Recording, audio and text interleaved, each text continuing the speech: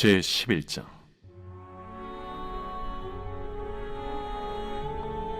또 내게 지팡이 같은 갈대를 주며 말하기를, 일어나서 하나님의 성전과 제단과 그 안에서 경배하는 자들을 측량하되 성전 바깥 마당은 측량하지 말고 그냥 두라. 이것은 이방인에게 주었은즉 그들이 거룩한 성을 42달 동안 짓밟으리라. 심판 시리즈의 두 번째 세트는 일곱 나팔 심판입니다.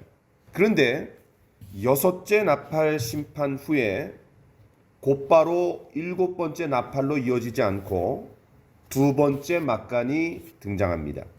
10장부터 11장 13절까지가 바로 두 번째 막간에 해당되는 내용입니다. 그 후에 일곱 번째 나팔이 울려 퍼지게 되면서 이 두 번째 세트가 마무리가 되는 겁니다. 그러니까 이 두 번째 막간은 여섯 번째 나팔 심판과 일곱 번째 나팔 사이에 그 중간에 들어가 있는 삽입입니다. 이 두 번째 막간에는 세 종류의 등장인물이 출연합니다. 첫 번째는 우리가 이제 10장 전체를 잘 봤는데 힘센 다른 천사가 나옵니다. 이 힘센 다른 천사는 성부 하나님의 오른손에 들려져 있던 두루마리를 어린 양이 받습니다. 그 다음에 그 어린 양이 누구에게 주냐면 요 힘센 다른 천사에게 탁 전달해 주는 거예요. 그리고 마지막에 10장에서 본 것처럼 사도 요한에게 전수되었습니다. 사도 요한은 이 두루마리를 받아서 먹으라 라는 그런 명령을 받아갖고 먹을 뿐만 아니라 그를 전해야 했습니다. 누구에게 전합니까? 그게 이제 11절입니다. 10장 11절. 내가 많은 백성과 나라와 방언과 임금에게 전해야 했습니다. 온 세상에 전해야 했습니다. 마치 에스겔 선지자가 하나님의 말씀을 받아갖고 먹어갖고 전해야 했던 것과 똑같습니다. 두 번째 등장인물이 11장 3절에 나오는 두 증인입니다. 우리가 이제 내일 볼라래요.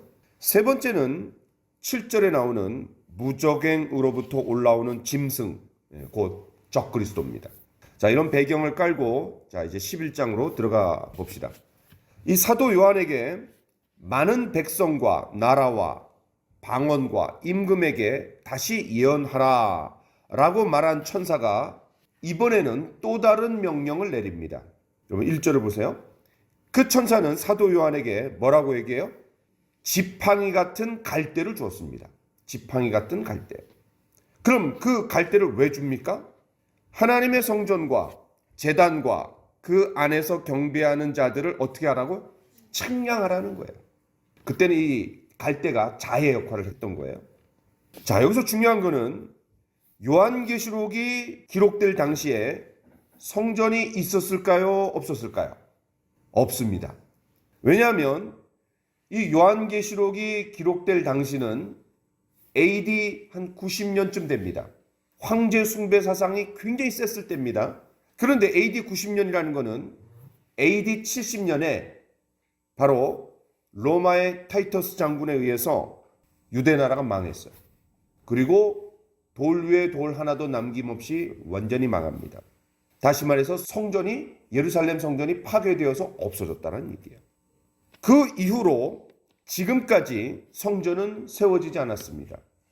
그런데 이 AD 70년경에 성전이 파괴될 때 이 로마 군인들이 성전의 모든 건물들을 다 파괴시켜 버렸는데 이 성전의 축대이기도 하고 이방인의 뜰 부분에 그 서쪽 담장만큼은 헐어버리지 못했습니다. 축대까지 무너뜨리기에는 너무나 힘들었고 이게 또 이제 위험했기 때문에 그래요.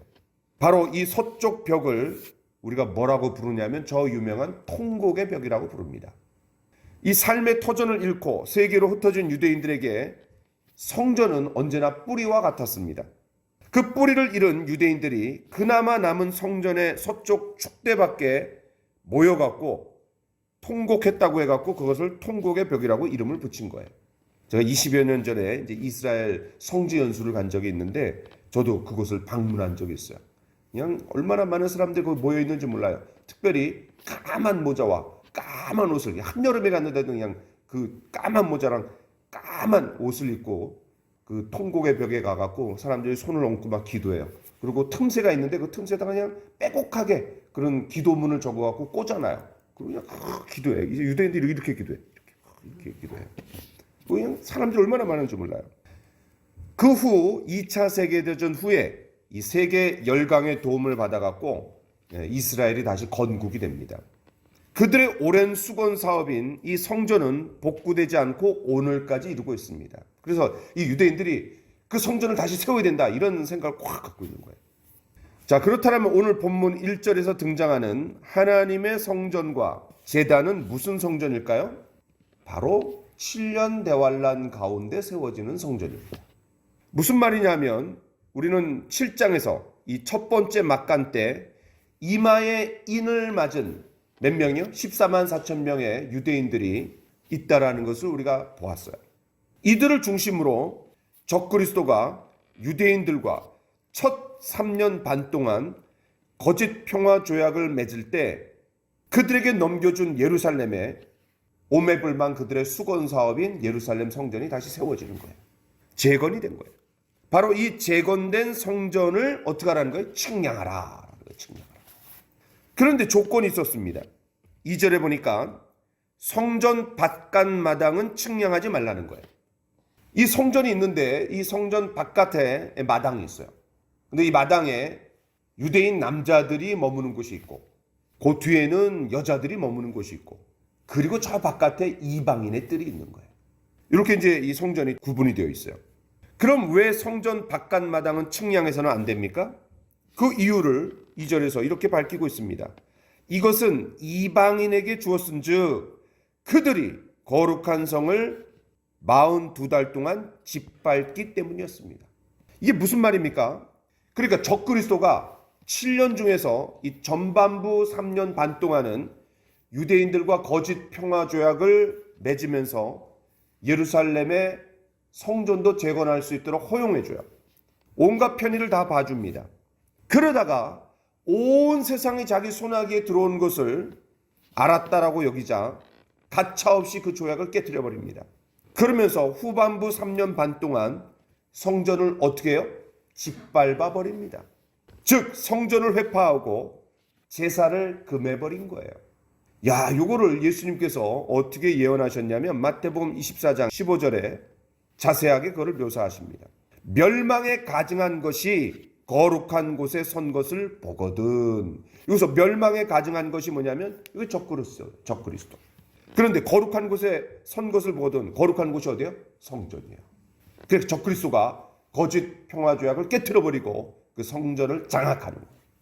이것은 다니엘이 예언한 그대로였습니다. 그래서 예수님도 이렇게 말씀하시면서 다니엘이 말했다라는 걸 덧붙이세요. 다시 한번 읽어보면 그러므로 너희가 선지자 다니엘이 말한 바 멸망에 가증한 것이 거룩한 곳에 선 것을 보거든 이렇게 말씀하세요. 그러면 예수님 말씀하신 거는 다니엘서를 인용한 거예요. 자, 그럼 그 다니엘서가 뭡니까? 다니엘서 9장 27절입니다. 자, 제가 한번 읽어볼 테니까 들어보세요. 그가, 여기서 그는 적그리스도예요. 장차 많은 사람들과 더불어 한 이레 동안의 언약을 굳게 맺고, 한 이레가 뭐냐면 7년이에요. 7년. 한 이레 동안의 언약을 굳게 맺고 그가 그 이레의 절반에, 그러니까 3년 반에 제사와 예물을 금지할 것이며, 야, 요거를 예수님이 예언하신 거예요.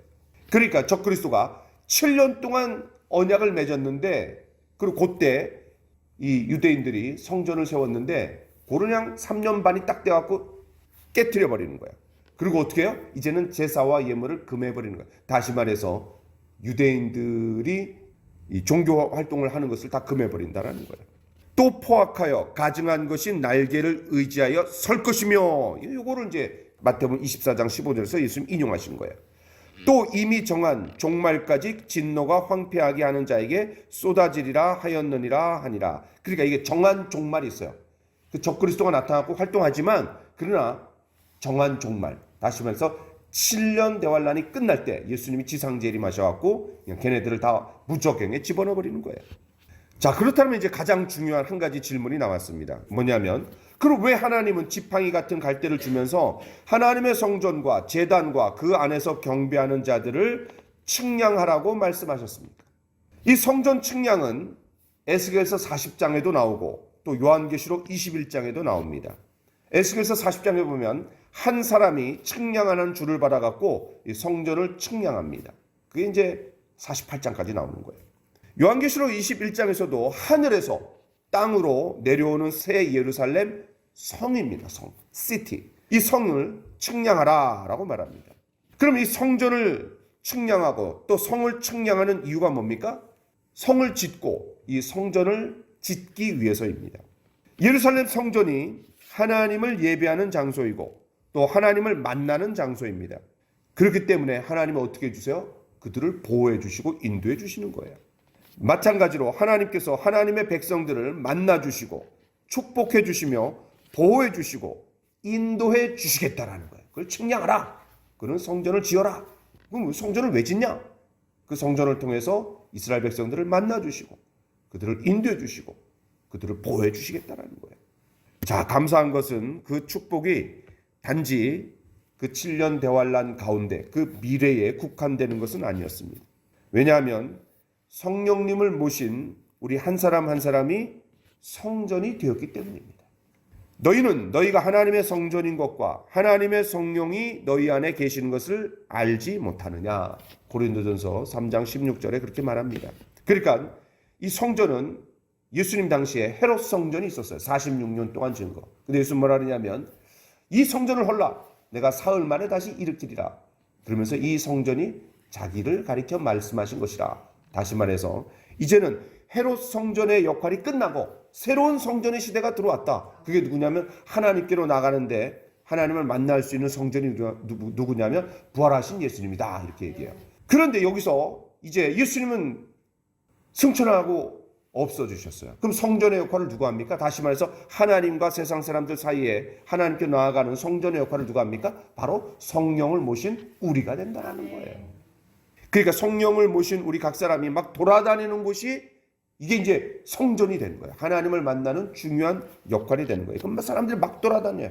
저도 어제 그냥 대학교에 가서 가르치고 그 다음에 또 어디 가고 지하철 타고 성전이 막 돌아다니는 거예요. 여러분들이 막 돌아다니는 거예요. 그 두세 사람이 모인 곳에 나도 그들 중에 있느니라. 그러니까 이 성전은 계속해서 발전합니다. 여러분 처음에 성전이 성막이에요. 이거 이동식이에요. 그죠? 가다가 하나님이 거기 멈춰라. 그럼 거기에 이제 성막을 탁 치는 거예요. 그러다가 가나안 땅에 들어가 갖고는 고정식이 되는 거예요. 그러다가 이제 성전이 다 망해요. 왜냐하면은 바벨론이 와갖고 그냥 침략해갖고 다 때려부시는 거예요. 그러다가 70년 만에 이제 돌아와 갖고 스룹바벨 성전을 짓는 거예요. 그러다가 이제 나중에 헤롯 성전이 되는 거고 그 헤롯 성전 이후에는 예수님이 되는 거고 예수님 이후에는 성령을 모신 우리 각 사람이 성전이 되는 거예요. 이해되시죠? 때문에 우리가 이 땅에 살면서 성령을 모신 성전이 됐기 때문에 요한일서 5장 18절에 보면은 악한 자가 우리를 만지지도 못한다 그랬어요. 야, 얼마나 놀라운 축복입니까? 함부로 그냥 악한 자가 우리에게 해코지 못해요. 만지지도 못해요. 그 내주하시는 성령님 때문에 이 성전된 우리가 성령의 음성을 들을 수 있는 거예요. 성령의 인도를 받을 수 있는 거예요. 성령의 열매를 맺고 살아가요. 성령의 능력으로 승리하는 삶을 살아갑니다. 그러다가 어느 날 주님께서 공중으로 재림하십니다. 그때 성령님을 불러 올리시는 거예요. 근데 성령님이 누구에게 있어요? 거듭난 성도들 마음속에 있어요. 그리고 이미 죽었지만 그죠? 그 성도들을 다 끌어올리시는 거예요. 그때 성령을 모신 자들만이 공중으로 끌어올려집니다. 7년 대환란으로부터 보호됩니다.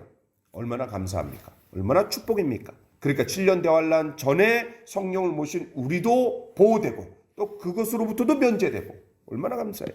오늘 하루 성령을 모신 성전으로서 우리가 깨끗하게 살아갑시다. 그리고 그 성령의 인도를 받읍시다. 그리고 성령님과 동행하는 오늘 하루가 되고 우리가 오늘 기도할 때 그 성령님께서 함께 임재해 주시고 또 말할 수 없는 탄식으로 우리를 위해서 간구해 주시고 그리고 우리의 기도를 도우실 겁니다. 기도합시다. 내가 나의 두 증인에게 권세를 주리니 그들이 굵은 베옷을 입고 1260일을 예언하리라. 우리는 계속해서 두 번째 막간의 내용을 살펴보고 있습니다. 힘센 천사가 사도 요한에게 두루마리를 주면서 받아 먹으라고 명령했습니다. 그리고 온 세상에 전하라고 했습니다. 11장에 들어와서는 지팡이 같은 갈대를 주면서 하나님의 성전과 제단과 그 안에서 경배하는 자들을 뭐하라고 했어요? 측량하라고 했습니다. 여기에서 성전은 7년 대환란 동안 지어진 성전을 말합니다. 하나님께서 성전과 그 성전에서 하나님을 경배하는 자들을 보호해 주시겠다라는 것입니다. 그러나 성전 바깥 마당은 측량하지 말라고 당부했는데, 왜냐하면 그곳은 이방인들에게 주어서 그들이 거룩한 성을 42달 동안 짓밟기 때문입니다. 이 이방인들이란 적그리스도와 그 동조자들을 말합니다. 42달 동안 적그리스도가 유대인들과 맺은 평화조약이 깨어진 후 제사와 예물을 금지하고 무자비하게 유대인들을 다루는 기간입니다. 예수님은 이 기간을 창세로부터 지금까지 없을 큰 환란이라고 말씀하셨습니다. 왜냐하면 이 적그리스도가 자기를 한껏 높여서 이렇게 여기기 때문입니다. 데살로니가 후서 2장 4절에 보면은 그는 대적하는 자라 신이라고 불리는 모든 것과 숭배함을 받는 것에 대항하여 그 위에 자기를 높이고 하나님의 성전에 앉아 자기를 하나님이라고 내세우느니라. 그렇습니다. 바로 적그리스도가 이런 존재이기 때문에 어마무시한 큰 환란이 전 세계에 펼쳐지는 겁니다. 이런 최악의 분위기 속에서 두 번째 막간 동안 이제 두 번째로 출연하는 등장인물이 바로 오늘 본문에 나오는 두 증인입니다. 이 두 증인은 날뛰며 발악하는 적그리스도와 싸우면서 동시에 하나님의 복음을 전합니다. 3절을 보십시오. 내가 나의 두 증인에게 권세를 주리니 그들이 굵은 베옷을 입고 며칠 동안 예언합니까? 그렇습니다. 1260일입니다. 이 1260일은 42달이고 이 42달은 3년 반이고 이 3년 반은 한 때와 두 때와 반 때입니다. 그리고 다니엘서 9장 27절에 나오는 대로 한 일의 절반입니다. 중요한 것은 7년 대환란의 두 번째 3년 반이라는 뜻입니다. 그러니까 이 3년 반 동안은 한편으로는 적그리스도와 그 졸개들이 날뛰는 시기이고 이때 적그리스도가 제 아무리 거룩한 성을 짓밟지만 그것은 하나님이 미리 정해놓으신 기간 동안만입니다. 다시 말해서 정해진 기간이 있다라는 얘기입니다. 그러나 또 한편으로는 하나님께서 두 증인에게 권세를 주셔서 한 영혼이라도 구원받도록 복음을 전하게 하시는 기간이기도 합니다. 이것이 바로 하나님의 열심입니다. 하나님은 일찍이 이 두 증인의 사역과 연관해서 말라기 선지자를 통해 예언하신 적이 있습니다. 말라기 3장 1절로 가보겠습니다. 만군의 여호와가 이르노라. 보라, 내가 내 사자를 보내리니 그가 내 앞에서 길을 준비할 것이요 또 너희가 구하는 바 주가 갑자기 그의 성전에 임하시리니 곧 너희가 사모하는 바 언약의 사자가 임하실 것이라. 미래의 언젠가 주님이 갑자기 그의 성전에 임하실 때가 있다라는 것입니다. 그런데 그 앞서 주님의 길을 준비하는 사자가 온다라는 거예요. 우리는 이 사자가 세례 요한이라는 것을 이미 알고 있습니다. 그렇지 않고서야 마가복음 1장 2절에서 마가가 세례 요한을 가리키면서 말라기 3장 1절을 인용했겠어요? 마가복음 1장 2절입니다. 보라, 내가 내 사자를 내 앞에 보내리니 그가 내 길을 준비하리라. 그러나 말라기 3장 1절에 주 앞에 길을 준비하는 사자는 세례 요한만 가리키는 것은 아니었습니다. 구약의 예언은 이중적일 때가 있습니다. 예를 들면 예수님의 재림에 대해 어떤 때는 초림에 해당되는 내용이고 또 어떤 때는 그 예언이 궁극적으로는 재림 때 이루어지는 예언일 때가 있습니다. 마찬가지입니다. 여기에서 주 앞에서 길을 준비하는 사자는 1차적으로는 세례 요한이지만 2차적으로는 요한계시록 11장에 나오는 오늘 본문의 두 증인입니다. 그러니까 말라기 3장 1절에 의하면 주님께서 3년 반 이후 지상에 내려오시는데 그 전에 사자, 곧 두 증인을 보내신다라는 것입니다. 그들의 주된 사역이 뭡니까? 바로 주 앞에서 주님의 길을 준비하는 것입니다. 흥미로운 사실은 이 두 증인은 11장에서 중심적인 역할을 하고 있습니다. 그런데 더 나아가서 요한계시록이라는 전체 무대의 중앙에 서 있다는 사실입니다. 왜냐하면 요한계시록은 총 22장으로 구성되어 있는데 바로 이 11장이 정중앙에 해당되기 때문입니다. 그만큼 이 두 증인이 중요한 역할을 하고 있다는 것이죠. 자, 그래서인지 하나님은 이 두 증인의 역동적인 사역을 기뻐 받으시며 축복하셨습니다. 그렇기 때문에 그들의 활동을 묘사하는 내용들이 이제 길게 나오고 있습니다. 그럼 왜 증인이 한 사람이 아니라 두 증인일까요? 신명기 17장에 보면 어떤 판결을 할 때 한 사람의 증인으로는 하지 말고 두 사람이나 세 사람의 증언으로 해야 한다라고 강조했습니다. 제가 한번 신명기 17장 6절을 읽어보겠습니다. 죽일 자를 두 사람이나 세 사람의 증언으로 죽일 것이요 한 사람의 증언으로는 죽이지 말 것이며, 또 신명기 19장 15절에도 같은 내용을 담아내고 있습니다. 사람의 모든 악에 관하여 또한 모든 죄에 관하여는 한 증인으로만 정할 것이 아니요 두 증인의 입으로나 또는 세 증인의 입으로 그 사건을 확정할 것이며, 신명기 17장에서는 사형에 해당되는 사람에 대해서 어떻게 판결해야 되는지, 어떻게 입증해야 되는지를 얘기했다라면 신명기 19장은 이제 사형뿐만 아니라 모든 악에 관하여, 모든 죄에 관하여 한 증인이 아니라 두 증인의 입으로 또는 세 증인의 입으로 확정하라 라고 말하고 있습니다. 때문에 예수님은 마태복음 18장 15, 16절에서 이 교회를 치리할 때 이 원리를 적용하시면서 말씀하셨습니다. 내 형제가 죄를 범하거든 가서 너와 그 사람과만 상대하여 권고하라. 만일 들으면 내가 내 형제를 얻은 것이요 만일 듣지 않거든 어떻게 하라 그랬어요? 한두 사람을 데리고 가서 두세 증인의 입으로 말마다 확증하게 하라 라고 말씀하십니다. 그러니까 유대 사회에서 두 증인은 굉장히 중요하고 어떤 일을 확증할 때 바로 두 증인이 필요하다라는 거죠. 그렇습니다. 주님 앞에서 그 길을 준비하는 역할은 두 사람이 필요했습니다. 그래서 바로 앞에서 모세와 아론 두 형제가 그런 역할을 수행했던 거예요.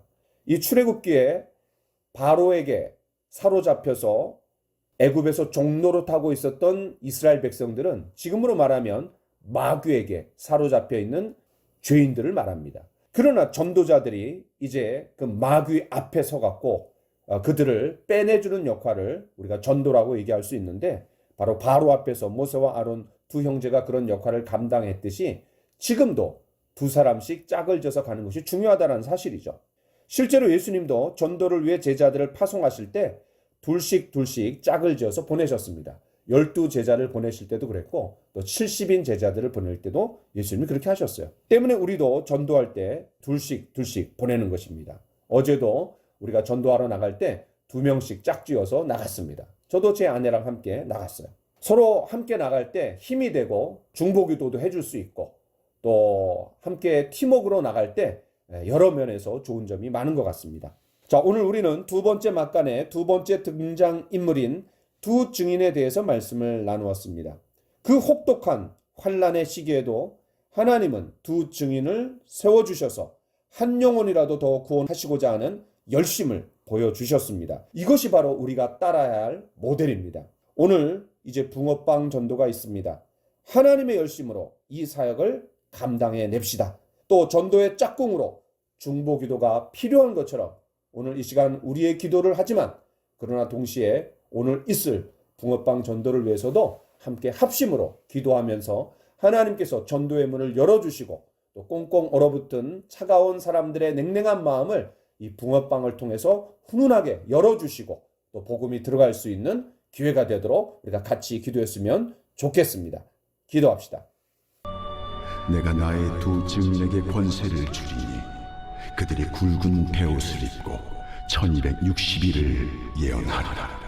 그들은 이 땅의 주 앞에 서 있는 두 감람나무와 두 촛대니 적 그리스도가 42달 동안 거룩한 성을 무자비하게 짓밟을 때 하나님은 두 증인을 세우셔서 한 영혼이라도 더 구원하도록 하셨습니다. 때문에 그들의 사명은 바로 주 앞에서 주의 길을 준비하는 일이었습니다.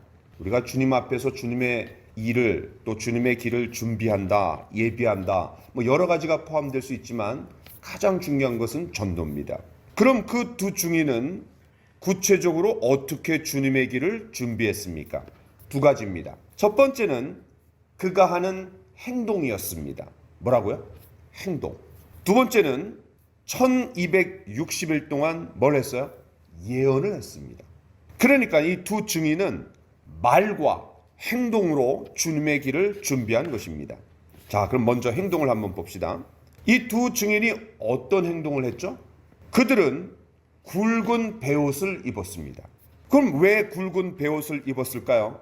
여러분, 요나가 니느웨 성에 가갖고 40일이 지나면 니느웨가 무너지리라 심판을 선포했어요. 그러면서 하루 동안 다니면서 외쳤을 때 어떤 반응이 일어났습니까? 요나서 3장 5절부터 6절에 보면은 제가 한번 읽어보겠습니다. 니느웨 사람들이 하나님을 믿고 금식을 선포하고 높고 낮은 자를 막론하고 굵은 베옷을 입은지라. 그 일이 니느웨 왕에게 들리니 왕이 보좌에서 일어나 왕복을 벗고 굵은 베옷을 입고 제 위에 앉으니라. 어떤 반응을 보였어요? 굵은 베옷을 왕으로부터 해갖고 많은 사람들이 다 입었다라는 거예요. 굵은 베옷을 입는다라는 것은 먼저는 이 죽음을 애도하며 슬피 울 때 굵은 베옷을 입었어요. 그런데 성경에 보면은 굵은 베옷을 입었다. 이것은 회개의 표시였습니다. 즉 하나님의 심판을 생각하면서 그 슬픔과 회개의 표시로 굵은 베옷을 입었던 거예요. 때문에 이 두 증인이 굵은 베옷을 입었다라는 것은 행동으로 보여주는 아주 강력한 메시지였습니다. 죄에 대한 임박한 심판에 대해서 통곡하고 회개하며 하나님께 돌이키라는 거예요. 자, 그 다음에는 말의 선포를 한번 봅시다. 이렇게 행동의 선포를 자신의 몸으로 보여줬어요. 그 다음에 이제 말의 선포를 확인해 보는데 이 두 증인은 며칠 동안 예언했습니까? 1260일 동안 예언했어요. 그럼 뭘 예언했겠어요? 요나가 니느웨 사람들에게 40일이 지나면 이 성이 무너지리라 이렇게 외쳤던 것처럼 1260일이 지나면 적 그리스도의 나라가 무너지리라 이렇게 틀림없이 외쳤을 겁니다. 왜냐하면 이 1260일이 지나면 예수님께서 지상으로 재림하셔갖고 아마겟돈 전쟁을 통해 적 그리스도가 패배하고 이 마귀와 함께 무저갱에 쳐넣어질 것이기 때문에 그렇습니다. 이렇게 한편으로는 회개의 메시지를 전하는 퍼포먼스로 굵은 베옷을 입고 또 다른 한편으로는 1260일 동안 예언하더라도 하나님의 능력이 나타나지 않으면 아무도 구원받을 수 없습니다. 예수님이 부활하셨어요. 십자가에 죽으시고 부활하셨어요. 우리의 죄 문제가 해결되었다라는 것을, 우리의 심판의 문제가, 우리의 죽음의 문제가 해결되었다라는 것을 증명하시기 위해서 부활하셨어요. 그런데 놀라운 일은 성령께서 오시기까지, 그러니까 부활하시고 50일이 지나갔고 성령님이 오셨는데 그 50일 동안 단 한 사람도 구원받았다라는 말이 없어요.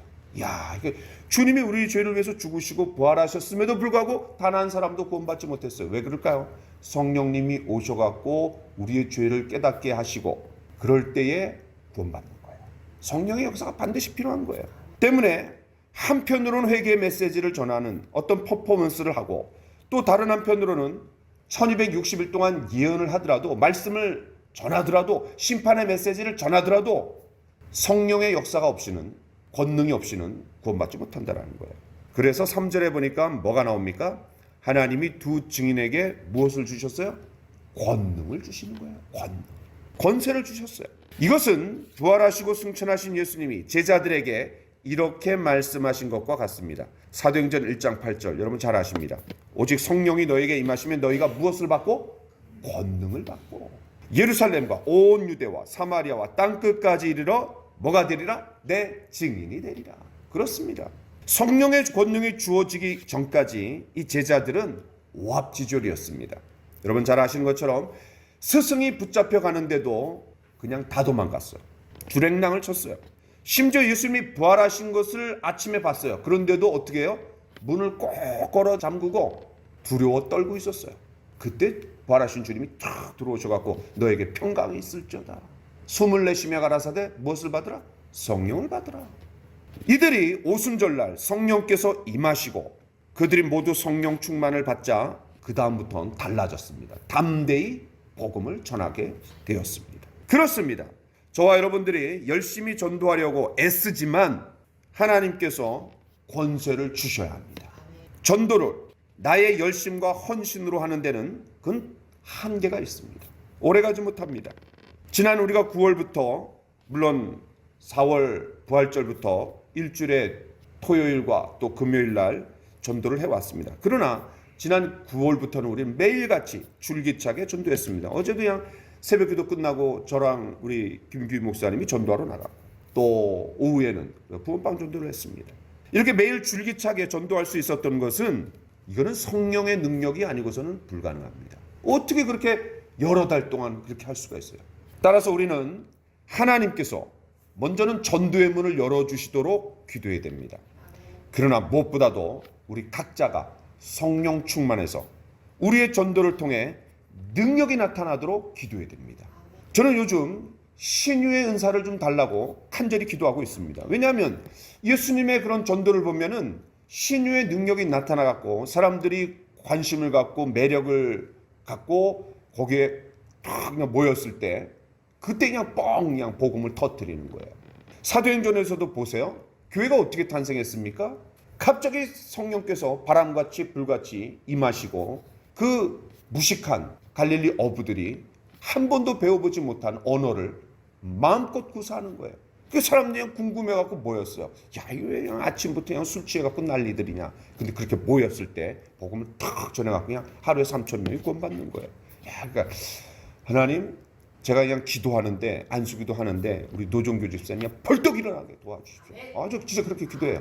물론 이제 매번 제가 안수기도 하지만 한 번 그런 그 역사가 나타나게 돼요. 그러면 사람들이 벌떼같이 모일 거 아니에요. 그때 복음을 팍 전하는 거예요. 그때 그냥 붕어빵 딱 주면 그냥 먹고 그냥 주님께 돌아오는 거예요.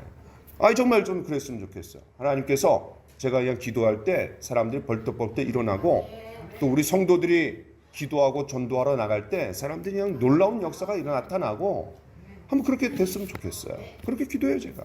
자, 그렇다면 이제 우리는 이렇게 능력 있게 복음을 전하는 두 증인이 누굴까? 너무 궁금해. 이 두 증인이 도대체 누굴까? 여러분 4절을 보십시오. 두 증인은 이 땅에 주 앞에 서 있는 뭐예요? 두 감람나무와 두 촛대예요. 야, 이게 누구다 이렇게 알려주면 되게 고마운데 그냥 비유적으로 얘기하는 거야. 그러면 이것만 알려줘도 되게 고마운 거예요. 왜냐하면 성경에 감람나무와 촛대를 얘기한 적이 있어요. 자, 여러분 스가랴서로 한번 가봅시다. 스가랴서. 자, 구약 성경 말라기 앞쪽에 있어요. 스가랴 4장으로 가봅시다. 이 스가랴가 한 환상을 봤어요. 스가랴 4장 3절을 같이 한번 읽어봅시다. 시작. 그 등잔대 곁에 뭐가 있어요? 두 감람나무가 있는데 하나는 그 기름 그릇 오른쪽에 있고 하나는 그 왼쪽에 있나이다 하고. 야, 이게 놀라워요. 그러니까 우리가 요한계시록을 풀어나가려면 뭐가 있어야 되냐면 다니엘이 있어야 되고 그 다음에 스가랴서가 있어야 돼요. 그리고 에스겔서가 있어야 돼요. 제가 이제 이 요한계시록을 마치면은 그런 예언서들을 좀 새벽에 강해를 해야 되겠다 이런 생각을 갖고 있어요. 그럼 훨씬 우리가 이 요한계시록이 잘 드러날 겁니다. 자, 여기 이제 보면은 두 감람나무와 촛대가 나옵니다. 금잔대, 이건 이제 촛대예요. 스가랴가 한 환상을 봤습니다. 순금 등잔대와 그 곁에 있는 두 감람나무입니다. 그런데 이 두 감람나무는 당시 기름 부음을 받은 자 둘이었어요. 두 감람나무라고 했으니까. 자, 그럼 여러분 뭘 보시냐면 14절을 보겠습니다. 스가랴서 4장 14절. 같이 한번 읽어봅시다. 시작. 이르되 이는 기름 부음 받은 자 둘이니 온 세상에 주 앞에 서 있는 자니라 하더라. 야, 이 놀라운 말씀이에요. 그럼 그 두 감람나무가 누구냐? 여기서 기름 부음을 받은 자 둘이래요. 그럼 누굴까요? 그 당시에 정치 지도자인 스룹바벨이고 또 하나는 제사장 누구냐면 여호수아입니다. 여호수아라는 이름은 이제 동명인이 많아요. 그 당시에 포로로 잡혀온 사람들 그들을 이끌고 온 정치 지도자가 누구냐? 스룹바벨이고 그리고 제사장 여호수아였어요. 이 지도자들은 기름 부음을 받았잖아요. 야, 놀라워요. 그런데 여기에 온 세상의 주 앞에 서 있는 자니라, 이 표현이랑 우리가 요한계시록 11장 4절에 어떤 말씀이 나왔냐면 이 땅의 주 앞에 서 있는 두 감람나무와 비슷해요. 이 땅의 주 앞에 서 있는 두 감람나무와 두 촛대니 이렇게 얘기했는데 여기 뭐라 그랬냐면 온 세상의 주 앞에 서 있는 자니라. 거의 뭐 복사한 거랑 다름이 없어요. 그대로 베꼈었어요. 말씀드렸던 것처럼 당시에 기름 부음 받은 두 사람은 정치 지도자인 스룹바벨과, 그래서 이 스룹바벨에 의해서 뭐가 세워졌어요? 솔로몬 성전이 파괴되고 다시 재건되었어요. 물론 크기에 비해서 너무 초라해갖고 막 울었다 그랬어요. 또 대제사장 여호수아였습니다. 이 두 사람은 유다 나라가 망하고 바벨론 포로 이후에 페르시아의 고레스 왕 때 칙령이 내려졌어요. 그 고국으로 돌아왔어요. 그들의 지상 과제가 뭡니까? 이 솔로몬 성전이 파괴되었는데 그걸 다시 재건하는 일이었어요. 그러나 이것은 절대로 쉬운 일이 아닙니다. 일반 건물도 아니고 다시 성전을 짓는 일이었어요. 그럼 한번 생각해 보세요. 다윗이 그토록 성전을 짓고자 했지만 못 지었습니다. 솔로몬 때 지을 수 있었어요. 오랜 기간 동안. 그럼 어떻게 이 솔로몬 성전을 다시 재건할 수 있습니까? 그 폐허가 된 곳에서 그 비결은 바로 성령의 능력이었습니다. 자, 6절 같이 한번 읽어봅시다. 4장 6절 시작. 그가 내게 대답하여 이르되, 스가랴서입니다. 여호와께서 스룹바벨에게 하신 말씀이 이러하니라. 만군의 여호와께서 말씀하시되 이는 힘으로 되지 아니하며 능력으로 되지 아니하고 뭐로 되느니라? 오직 나의 영으로 되느니라. 그렇습니다. 이 얼마나 유명한 말씀이에요. 그 성전을 다시 재건하는 일은 사람의 능력으로, 힘으로 되지 아니하고 오직 성령의 능력으로만 가능하다라는 거예요. 이 말씀 우리가 좋아하는 찬양의 가사이기도 합니다. 그렇습니다. 촛대가 불을 밝힐 수 있는 것은 그 두 촛대가 나오는 거고 금잔대가 나오는 거야. 자, 그럼 왜 촛대가 나오고 기름이 나옵니까? 이 촛대가 불을 밝힐 수 있는 것은 감람나무에서 나오는 기름 때문입니다.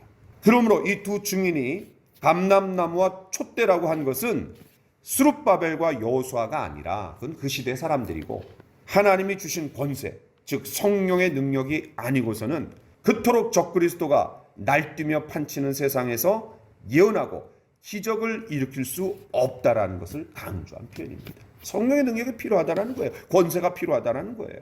자, 오늘 우리는 두 증인의 사역에 대해서 살펴보았습니다. 이 두 증인이 증인으로서의 사역을 제대로 감당하기 위해서는 반드시 뭐가 필요했어요? 성령의 권능이 필요했어요. 저와 여러분도 마찬가지입니다. 우리가 전도를 효과적으로 능력 있게 지속적으로 잘할 수 있는 비결은 붕어빵 기계를 샀기 때문이 아니라, 물론 그것도 중요해요. 우리가 이제 이 붕어빵 기계를 샀는데 이 강력한 이 지역을 뚫고 나가는 무기예요. 전도의 무기예요. 틀림없어요. 그런데 그게 다가 아니라 힘도 아닌, 능도 아닌, 오직 뭐로만 가능해요? 성령으로만 가능해요. 성령으로만 가능해요. 성령 충만이 필요한 거예요. 하나님은 두 증인에게 권세를 주셨습니다. 무엇보다도 성령의 충만을 주셨습니다. 그렇지 않고서 그 어마무시한 심판이 떨어지고 그렇게 사람들을 못 살게 구는 적그리스도가, 그 졸개들이 발악하고 날뛰는 그 시기에 예언할 수 없어요. 예언할 수 없어요. 요나가 성령의 능력이 아니고서 어떻게 니느웨 성에 갑니까? 반대 방향으로 갔었는데 성령의 능력으로 그가 그냥 부활한 거예요. 왜냐하면 요나를 통해 예수님 부활의 빗대 갖고 설명하셨잖아요. 물고기 그냥 뱃속에 들어가고 다시 빠져나오고. 성령의 능력이 아니고서는 될 수가 없어요. 저와 여러분 역시도 이 땅에서 예수님의 길을 예비하는 역할을 부여받았습니다. 우리가 세례 요한은 아니지만 세례 요한의 역할을 부여받았습니다. 주님의 길을 준비하고 예비하는 일입니다. 그것을 하는 가장 중요한 게 뭐예요? 복음을 전하는 일입니다. 그렇기 때문에 저와 여러분들에게 뭐가 필요합니까? 성령의 권능이 필요합니다. 성령의 권능이 필요해요. 오늘 이 시간 이렇게 기도합시다. 오 주님, 저를 성령으로 충만하게 하여 주옵소서. 그래서 주님 앞에서 주님의 길을 준비하게 하옵소서. 성령의 능력이 우리에게 임하시기 위해서 간절히 기도하고, 그리고 우리가 깨끗한 삶을 살 때 성령께서 우리를 사로잡으시고 장중에 붙드시고 우리를 능력 있게 전도를 위해서 사용해 주실 겁니다. 같이 기도합시다. 만일 누구든지 그들을 해하고자 하면 그들의 입에서 불이 나와서 그들의 원수를 삼켜버릴 것이요 누구든지 그들을 해하고자 하면 반드시 그와 같이 죽임을 당하리라. 그들이 권능을 가지고 하늘을 닫아 그 예언을 하는 날 동안 비가 오지 못하게 하고 또 권능을 가지고 물을 피로 변하게 하고 아무 때든지 원하는 대로 여러 가지 재앙으로 땅을 치리로다. 두 번째 막간의 두 번째 등장인물은 두 증인입니다. 이 두 사람은 굵은 베옷을 입고 7년 환란의 하반기, 즉 1260일 동안 예언을 하였습니다. 그들은 틀림없이 하나님이 주신 권세를 받아서 1260일이 지나면 적그리스도의 나라가 무너지리라 라고 예언했을 것입니다. 왜냐하면 요나도 40일이 지나면 니느웨가 무너지리라 라고 선포했을 때 왕으로부터 시작해서 모든 사람이 회개의 그런 마음과 태도로 베옷을 입었기 때문입니다. 그들은 주 앞에 서 있는 두 감람나무와 두 촛대라고 했습니다. 이미 우리는 스가랴 4장이 그 배경임을 살펴보았습니다. 복음 전도에는 언제나 저항이 있습니다. 마찬가지로 이 두 증인의 사역에도 강력한 저항이 뒤따랐습니다. 여러분 5절을 보세요. 만일 누구든지 그들을 어떻게 하면 해하고자 하면. 그런데 중간에도 또 한 번 이런 표현이 나옵니다. 7년 환란 중에 하반기 3년 6개월은 적그리스도가 유대인들과 맺은 평화조약을 깨트리면서 온 세계를 통치하고자 하는 그런 검은 야욕을 마음껏 뽐내는 시기였습니다. 때문에 그들에게 이 두 증인은 눈의 가십거리였어요. 어떻게 해서든지 그들을 해하려고 혈안이었어요. 이렇게 두 증인을 박해하고 죽이려는 무리들이 여기저기에서 득세할 때 두 증인은 하나님이 주신 권세를 사용하기 시작했습니다. 5절을 다시 보세요. 만일 누구든지 그들을 해하고자 하면 뭐가 나왔어요? 그들의 입에서 불이 나와서 그들의 원수를 삼켜버릴 것이요. 누구든지 그들을 해하고자 하면 반드시 그와 같이 죽임을 당하리라. 엄청난 권세가 나왔습니다. 이 두 증인의 권세를 보면 여러분 누가 생각나십니까? 두 사람이 생각이 나요. 하나는 엘리야고 하나는 모세입니다. 열왕기하 1장에 보면은 이제 이 아합 왕이 죽고 아하시아 왕이 뒤를 이었습니다. 그 아들입니다. 그런데 이 아하시아 왕이 다락 난간에서 떨어져 갖고 중병을 앓고 있었어요. 그런데 문제는 뭐냐면 이 병이 나을 수 있는지 나을 수 없는지 에그론의 신, 그러니까 블레셋 쪽이에요. 에그론의 신 바알세붑에게 가갖고 그걸 물었어요. 그러자 엘리야가 뭐라고 말합니까? 아니 어디 이스라엘에 하나님이 없어갖고 에그론의 신 바알세붑에게 그걸 묻고 있냐? 그냥 따졌어요. 그러니까 아하시아가 이런 이빠른 소리를 하는 엘리야를 잡으려고 그냥 혈안이었고 결국은 50부장하고 50명의 병사를 보냈어요. 그때 어떻게 됩니까? 이 엘리야가 산 꼭대기에 있었는데 그냥 불이 내려와 갖고 그냥 까실려서 다 죽었어요. 또 보냈어요. 또 죽었어요. 또 보냈어요. 그럼 틀림없이 죽게 될 걸 아니까 나 죽고 싶지 않으니까 빨리 좀 내려와 달라고 사정해 갖고 이제 결국 내려오게 됩니다. 중요한 게 뭐예요? 불이 내려와 갖고 그 사람들 다 죽었다는 거예요. 또 갈멜산에서 불로써 제단을 태워버린 그런 주인공이 누구냐면 또 엘리야였습니다. 그리고 그는 바알과 아세라의 선지자들을 기손 시냇가로 가고 그냥 또 다 죽였어요. 자, 6절에 보면은 그들이 권능을 가지고 하늘을 닫아 그 예언을 하는 날 동안 비가 오지 못하게 하고 라고 했습니다. 이거 역시 열왕기상 17장, 18장, 19장에 보면 엘리야가 아합 왕에게 뭐라 그래요? 앞으로 내 말이 없으면 수년 동안 비도 이슬도 있지 아니하리라. 농사가 그냥 완전히 망친다는 거예요. 야고보서 5장 17절에 의하면 그 수년 동안은 몇 년이에요? 3년 6개월 동안이라 그랬어요.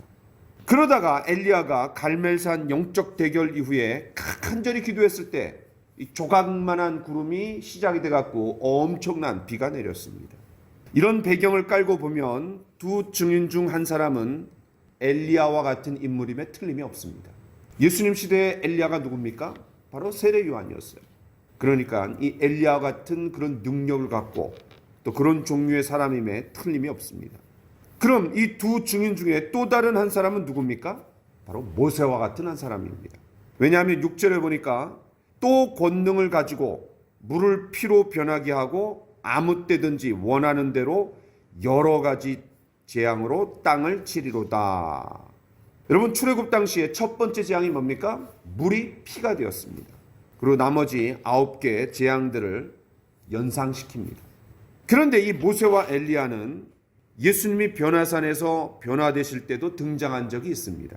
마태복음 17장에 보면 그들 앞에서 변형되사 그 얼굴이 해같이 빛나며 옷이 빛과 같이 희어졌더라. 그때에 누가 나타났어요? 모세와 엘리야가 예수와 더불어 말하는 것이 그들에게 보이거늘. 여러분, 모세가 누굽니까? 이스라엘의 건국의 아버지입니다. 엄청난 기적을 베풀었습니다. 또 엘리야가 누굽니까? 이스라엘의 구국의 아버지입니다. 왜냐하면 북이스라엘 최악의 왕이 누구예요? 아합 왕입니다.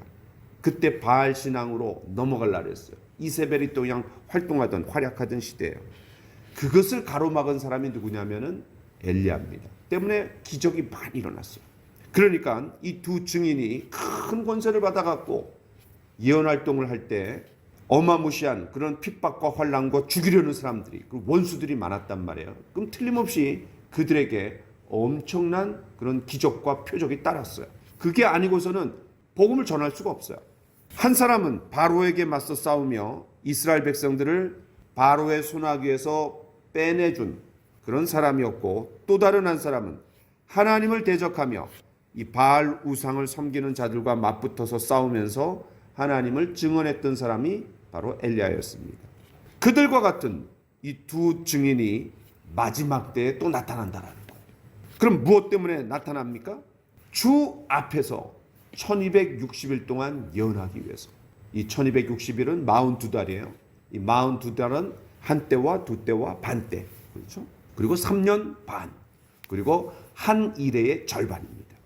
바로 이 1260일 동안 예언하기 위해서, 즉 복음을 전하기 위해서 세워진 사람이 누구냐면 바로 두 증인입니다. 오늘 우리는 이 말씀들을 보면서 두 가지를 배울 수 있습니다. 첫째는 이 전도에는 언제나 저항이 있구나. 왜냐하면 마귀가 절대로 가만히 있지 않습니다. 자기 사람들, 마귀에게 종로로 타는 자들, 그 마귀의 아들들을 그 결박에서 풀어내려고 하는 행위가 뭐냐면 그게 전도입니다. 전도하지 않으면 마귀도 편합니다. 왜냐하면 공격을 안 당하니까. 그런데 우리가 전도할 때 마귀가 긴장하고 제일 싫어합니다. 갖은 방법을 동원해서라도 그 전도의 열정을 꺾으려고 합니다. 우리도 지난 4개월 동안 열심히 전도하려고 하니까 얼마나 마귀의 공격이 있어요. 사람들을 그냥 이리저리 흔들어댑니다. 저는 개인적으로도 마귀가 얼마나 역사하는지 몰라요. 야, 이렇게까지 목사를 흔드는구나. 이렇게까지 목사의 마음에 낙심과 낙담의 마음을 주는구나. 그런 공격을 막 전 느껴요. 막. 여러분도 아마 마찬가지일 겁니다. 가정적으로나 자녀들에게나 아니면 또 학업이나 진로나 인간관계나 몸으로나 이런 막 느낍니다. 이렇듯 전도에는 반드시 마귀의 저항이 있다는 것을 우리는 분명히 알아야 됩니다. 제가 이제 사무총회 하면서 2024년에 전도의 총력전을 펴겠다라고 선포했습니다. 이건 마귀에게 선전포고하는 것과 다름이 없습니다. 앞으로 여러분 보십시오. 치열한 영적 싸움이 있을 겁니다. 우리가 이 시간을 통해 갖고 새벽 기도 때 깨어서 기도하고 마귀를 대적하지 않으면 교회가 힘들어질지는 몰라요. 자, 두 번째로 우리가 배울 수 있는 것은 그렇기 때문에 우리에게 뭐가 필요합니까? 권세가 필요합니다. 권세가 필요합니다. 마귀를 이기기 위해서는 권세가 있어야 됩니다. 교회가 비틀거리고 그리스도인들이 무기력한 이유가 뭡니까? 이게 적이 강해서가 아니라 우리가 하늘의 능력으로 채워지지 않았기 때문입니다. 예수님은 11 제자들에게 너희는 온 천하에 다니며 만민에게 복음을 전파하라고 지상명령을 주셨습니다. 여러분 아시는 것처럼 그들은 갈릴리 어부들, 촌구석에 있는 사람들입니다. 무식한 사람들입니다. 어떻게 그들이 온 천하를 다닙니까? 이스라엘 바깥에 나가본 적도 없는 사람들입니다. 그런데 복음의 영역을 분명하게 말씀하셨습니다. 온 천하입니다. 그리고 만민입니다. 단지 이스라엘 백성들 정도가 아니에요. 이스라엘 안에 있는 민족 종교가 아니라 온 세상을 변화시키기를 원하시는 거예요. 그들이 얼마나 떨었겠어요. 그런데 이런 지상명령을 주실 뿐만 아니라 곧바로 엄청난 권세도 주셨어요. 믿는 자들에게는 이런 표적이 따르리니 곧 그들이 내 이름으로 귀신을 쫓아내며 새 방언을 말하며 뱀을 집어 올리며 무슨 독을 마실지라도 해를 받지 아니하며 병든 사람에게 손을 얹은즉 나으리라 하시더라. 이것이 사도행전에서 그대로 이루어졌습니다. 그리고 교회에 이 복음의 역사가 힘있게 일어날 때 이런 일들이 일어났습니다. 저는 우리 행복한 교회 또 저를 통해서 여러분을 통해서도 이런 일이 일어나기를 간절히 원합니다. 바로 이것이 복음 전하는 자들의 권세입니다. 교회가 마귀를 이기는 능력입니다. 우리 모두에게 이런 권세가 있기를 간절히 축원합니다. 2024년도에 이런 능력이 저와 여러분 그리고 우리 행복한 교회에 이루어지기를 간절히 축원합니다. 모든 어둠의 권세가 제압되기를 바랍니다. 그렇다고 우리가 병이 낫고 또 귀신이 떠나가고 뭐 이런 권세에만 현혹되어서는 안 됩니다. 왜냐하면 권세 중에 가장 큰 권세가 뭔지 아세요? 귀신이 떠나가고 새 방언을 말하고 독을 마시는데 죽지 않고 이런 게 아니라 한 영혼이 복음을 듣고 거듭나는 게 가장 큰 능력입니다. 가장 큰 능력이에요. 한 사람 김군수 형제님이 변화됐어요. 그러니까 그 아내도 딸려오고 그 딸도 딸려오는 거예요. 한 가족이 다 변화되는 거예요. 한순간에. 이게 가장 큰 능력입니다. 이게 가장 큰 능력이에요. 복음을 듣고 죄를 용서받고 거듭나는 것이야말로 가장 큰 성령의 능력이기 때문에 이 능력이 우리에게 필요합니다. 부수적으로 거기에 기적이 나타날 수 있습니다. 방언도 말하게 되고 또 귀신이 떠나가기도 하고 그리고 아픈 자가 낫기도 하고 이건 부수적인 겁니다. 가장 큰 능력은 한 영혼이 복음을 듣고 변화돼 갖고 구원받는 것이야말로 가장 큰 능력입니다. 이런 놀라운 역사들이 우리를 통해서 펼쳐져 나가게 되기를 간절히 축원합니다. 기도합시다. 그들이 그 증언을 마칠 때에 무적행으로부터 올라오는 짐승이 그들과 더불어 전쟁을 일으켜 그들을 이기고 그들을 죽일 터인즉 그들의 시체가 큰 성 길에 있으리니 그 성은 영적으로 하면 소돔이라고도 하고 애굽이라고도 하니 곧 그들의 주께서 십자가에 못 박히신 곳이라. 백성들과 족속과 방언과 나라 중에서 사람들이 그 시체를 사흘 반 동안을 보며 무덤에 장사하지 못하게 하리로다. 이 두 선지자가 땅에 사는 자들을 괴롭게 한 고로 땅에 사는 자들이 그들의 죽음을 즐거워하고 기뻐하여 서로 예물을 보내리라 하더라. 하나님은 7년 대환란에 이 본격적으로 시작하는 두 번째 3년 반 동안 두 증인을 세워주셨습니다. 그리고 권세를 주셨습니다. 왜냐하면 복음을 전하도록 하기 위해서였습니다.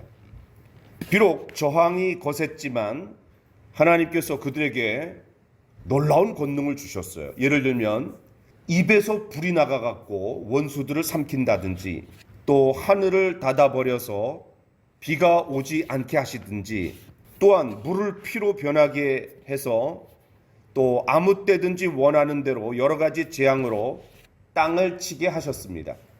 이것은 모세와 엘리야 시대를 방불한 것이었습니다. 여러분 성경의 역사를 보면 기적이 항상 일어난 게 아닙니다. 기적이 유독 집중해서 나타난 때가 있었습니다. 예를 들면 모세 시대입니다. 그때는 출애굽해갖고 한 나라를 이루어야 할 굉장히 중차대한 시기였습니다. 모세를 통해 갖고 10가지 재앙이 떨어지고 광야를 통과하면서 수많은 기적이 일어났습니다. 두 번째는 엘리야와 엘리사 시대입니다. 그때는 이 이스라엘의 신앙이 바알 신앙으로 넘어가려고 했던 굉장히 중차대한 시기였습니다. 그 위기의 시대였어요. 그래서 엘리야와 엘리사 시대에 많은 기적이 일어났습니다. 그 다음에 세 번째는 예수님 시대입니다. 예수님이 말씀하실 때 기적을 동반하셨습니다. 그렇지 않았다면 목수의 아들로서 정규 그런 학교 과정을 밟지 못한 사람이 아무리 떠들어봤자 사람들이 믿지 않습니다. 누가 귀를 기울였겠어요? 네 번째는 사도행전 시대입니다. 초대교회입니다. 이 교회가 세워지는 과정에서 베드로와 바울을 통해서 기적이 많이 일어났습니다. 이렇게 하나님이 능력을 특별히 베푸셔서 말씀과 함께 그 말씀이 사실이라는 것을 입증하시기 위해서 기적이 많이 일어났습니다. 특별한 시기들이 있었어요.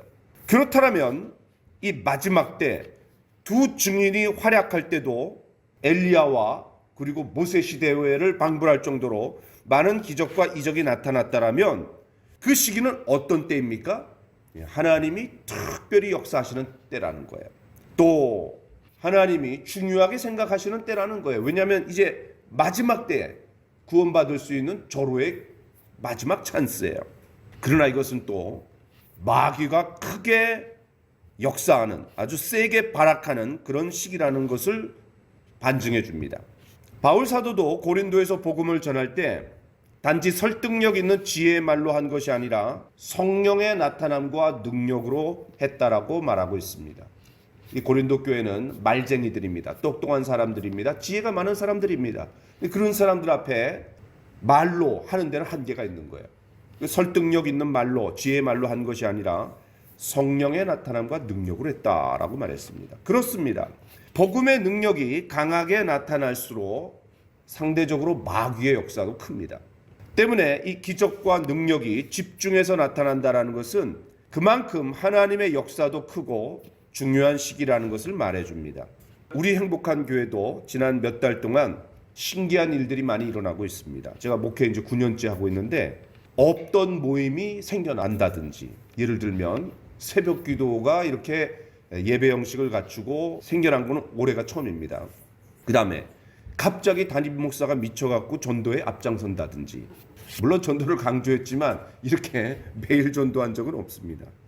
또 변화된 성도들이 곳곳에서 나타나고 있습니다. 왜 그렇습니까? 왜 아침마다 밥을 해댑니까? 어느 성도는 그거 하지 말라니까 막 속상해하고 화를 내요. 미친 거죠. 이게 다 미친 거예요. 미치지 않고 어떻게 이렇게 합니까? 왜 그렇습니까? 이게 복음이 능력 있게 전파되고 있는 때이기 때문에 그렇습니다. 그러나 또 한편으로는 마귀가 강력하게 역사할 수 있는 환경이 됩니다.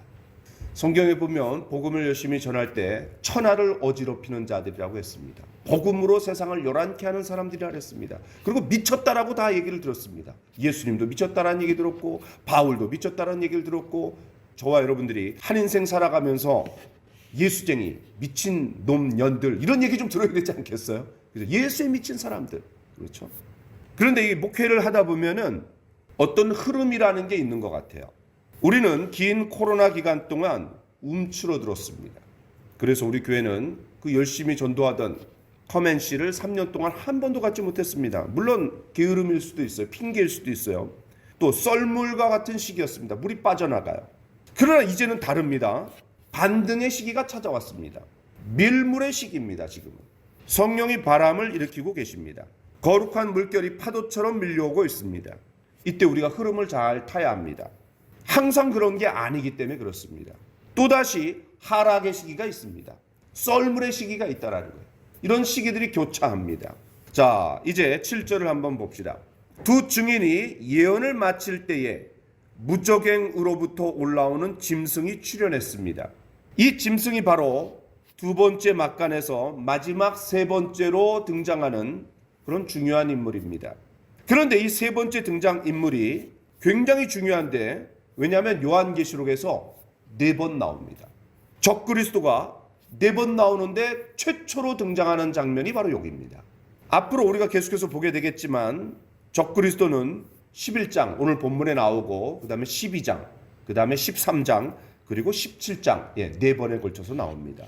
자, 그 중에 한 군만 한번 찾아보겠습니다. 여러분 13장 1절을 한번 보세요.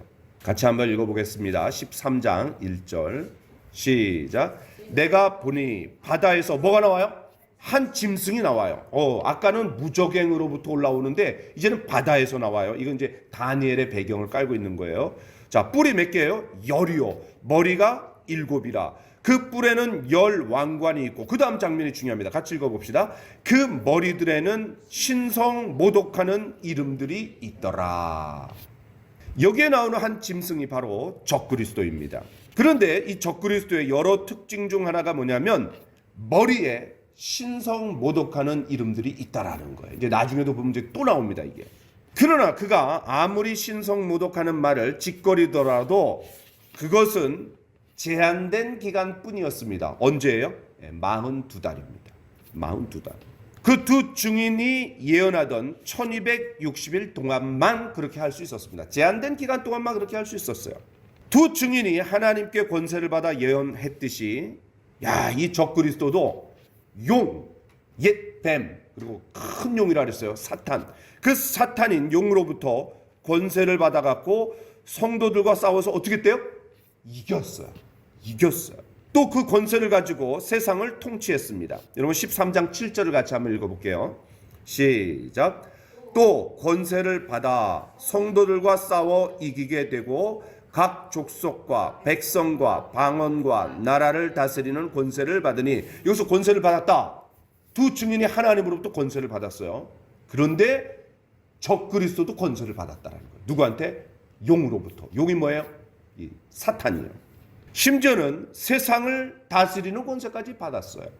그런데 이 짐승이 이처럼 싸워서 이긴 적이 또 있는데 그게 바로 오늘 본문의 두 증인을 죽일 때였습니다. 여러분 11장 7절 하반절을 보세요. 짐승이 그들과 더불어 전쟁을 일으켜 그들을 어떻게 했대요? 이기고 그들을 죽일 터인즉. 그렇습니다. 이 짐승이 결국은 패배하게 됩니다. 그러나 성도들과 전쟁을 일으켜서 이긴 것이 딱 2번 나오는데 그 2번을 우리가 다 읽은 거예요. 아까 13장 7절을 읽었고 그 다음에 여기 11장 그 다음에 7절입니다. 그 딱 2번 이기는데 3년 반 동안만 그렇게 하는 거예요. 다시 말해서 이 짐승이 막강한 능력과 보좌와 권세에도 불구하고 이처럼 시간적으로 42달이라는 제한된 기간에만 그 권세를 사용할 수 있었어요. 중요한 것은 이것입니다. 하나님이 두 증인에게 사명을 주셔서 예언을 하는 기간 동안은 권세를 받아갖고 마치 무적의 불사신처럼 어떤 공격에도 해를 입지 않았어요. 그러나 사명이 완수되면 하나님이 그들에게서 보호의 손을 떼십니다. 그리고 적들이, 원수들이 그들을 죽일 수 있게 된다라는 것입니다. 그러니까 하나님 보호하시는 동안에는 그냥 완전 불사조예요. 그런데 하나님이 그 보호의 손길을 거두는 때가 있다라는 거예요. 이거는 10장 9절 10절의 말씀과 같습니다. 거기 어떤 내용이 나오죠? 두루마리를 갖다 먹으라 그랬는데 그거를 먹을 때 입에는 달지만 배에는 어떻게 된다 그랬어요? 쓰게 된다 그랬어요. 배에서 쓰게 된다라는 거는 우리가 말씀을 깨달을 때 기쁨이 있지만 또 그걸 막상 살아내려고 할 때 쉽지 않아요. 저항이 있어요. 불순종할 수 있어요. 그러나 또 어떤 경우에는 배에 쓰다라는 것은 순교를 의미한다라고 제가 말씀을 드렸어요. 그들은 두 증인은 이제 죽게 돼요. 이 적그리스도에 의해서 패배하게 되고 죽게 돼요. 순교를 당한 거예요. 그러니까 이들은 예수님의 십자가의 길을 따라가게 된 거예요. 마치 스데반처럼 그리고 바울과 사도들처럼 순교의 길을 가게 되는 거예요. 이제 그 두 증인이 죽자 세상이 어떻게 반응합니까? 그들을 극도로 경멸합니다. 그걸 어떻게 알아요? 사람들이 그들의 시신을 예루살렘 거리에 두고 얼마 동안 버려둬요? 사흘 반 동안 버려뒀어요. 사흘 반 동안 버려둬요. 이곳은 영적으로 하면 뭐라 그러냐면 소돔이라 그랬어요. 또 애굽이라고 불렀어요. 그러니까 우리가 소돔과 같은 세상, 애굽과 같은 세상, 그게 다 악한 세상, 음란한 세상, 죄악된 세상, 고난과 박해가 있는 핍박의 장소라는 그런 의미예요. 성경에서 소돔하면 그런 하나님의 심판을 받은 음란한 도시의 대표자입니다. 또 애굽 또한 하나님의 백성을 사로잡아 못살게 굴고 그 사탄을 상징하는 바로가 있는 곳이 어디예요? 바로 애굽입니다. 문제는 이 시신을 사흘 반 동안 그대로 방치했다라는 사실이에요. 요한복음 11장에 보면 나사로가 죽은 지 며칠이나 됐다 그랬어요? 나흘이나 돼갖고 썩어서 냄새가 난다 그랬어요. 그럼 이 사흘 반 동안은 거의 나흘입니다. 유대 장례 관습에 의하면 이거는 시신에 대한 아주 지독한 모독이었습니다. 세상은 이 시신을 방치한 데서 더 나아가 어떻게 합니까? 이 두 증인이 죽었다라는 소식을 듣고 아예 즐거워하고 기뻐하며 심지어는 서로 예물을 주고받고 해요. 자축연을 벌리는 거예요. 예수님이 십자가에서 죽으셨을 때 조롱하며 비웃던 이 종교 지도자들과 백성들이 반응했던 것과 똑같은 반응입니다. 이것이 바로 적그리스도가 판치는 세상의 모습입니다. 무자비합니다. 긍휼이 전혀 없습니다. 최소한의 예의도 없습니다. 오늘 우리는 두 증인의 순교와 그로 인해서 세상의 반응을 살펴보았습니다. 표면적으로는 세상이 승리한 것처럼 보입니다. 더구나 복음을 전하다가 순교한 두 증인의 모습은 초라해 보이고 무기력해 보입니다. 그러나 그 기간은 제한된 기간 동안만이었습니다. 어느 기간이에요? 42달. 42달은 1260일. 1260일은 3년 반. 그 3년 반은 한 때와 두 때와 반 때. 그리고 한 일의 절반. 다 똑같은 말이에요. 하나님이 허용하신 기간 동안만 마귀가 득세할 수 있음을 우리는 반드시 기억해야 됩니다. 지금도 마귀가 역사합니다. 그러나 그는 제한된 기간 동안만 그렇게 하는 겁니다. 궁극적인 승리는 오직 누구에게 있어요? 그리스도에게 있는 거예요. 그리스도가 결국은 그들을 패배시킵니다. 그분만이 마귀의 나라를 전복시키시고 영원한 하나님의 나라를 완성해서 하나님 앞에 돌려드립니다. 세상을 보면 이 마귀의 영향력이 더 세력을 얻는 것처럼 보일 수가 있습니다. 교회와 그리스도인들, 특별히 우리 자신들을 볼 때 굉장히 무력해 보일 때가 있습니다. 그러나 그게 다가 아닙니다. 하나님은 궁극적으로 승리하실 것입니다. 아니, 이미 십자가에서 승리하셨습니다. 우리가 이 사실을 믿고 확신하며 주장할 수 있어야 합니다. 결국 교회는 순교의 피를 마시며 자랍니다. 누군가가 희생했고, 누군가가 헌신했고, 누군가가 주님을 위해서 최선을 다할 때 때로는 우리가 물질도, 그리고 때로는 우리의 힘도, 우리의 마음도, 심지어 우리의 생명도 바쳐질 때가 있습니다. 그런 순교의 피를 마시며 자라는 것이 바로 하나님의 나라고 교회의 역사이고 이것이 하나님 나라의 역설입니다. 죽을 때 자란다라는 거예요. 죽을 때 성장한다라는 거예요. 또 한 가지, 하나님께서 이 두 증인을 사용하시며 권세를 주신 기간이 있었던 것처럼 우리가 사명을 받고 그 사명을 이루는 기간이 정해져 있습니다. 정해져 있어요. 그렇기 때문에 할 수 있을 때 최선을 다해야 됩니다. 주님을 섬길 수 있을 때 기쁨으로 열심히 섬겨야 됩니다. 시간이 늘 있는 것이 아닙니다. 우리가 체력이 다할 수가 있고 열정이 또 다할 수가 있고 또 사명을 거두어 가실 때가 있는 거예요. 주님이 사명을 거두어 가시면 거기까지입니다. 때문에 나에게 체력이 있고 하나님께 할 수 있는 열정을 주시고 마음을 주신다. 그럴 때 최선을 다하는 겁니다. 그럴 때 하나님께서 우리를 통해 역사하시고 교회를 성장시키시고 하나님 나라가 성장하고 부흥케 되고 그리고 하나님 나라가 세력을 얻어서 그리고 복음의 그런 열매들이 주렁주렁 맺히게 될 줄 믿습니다. 기도합시다.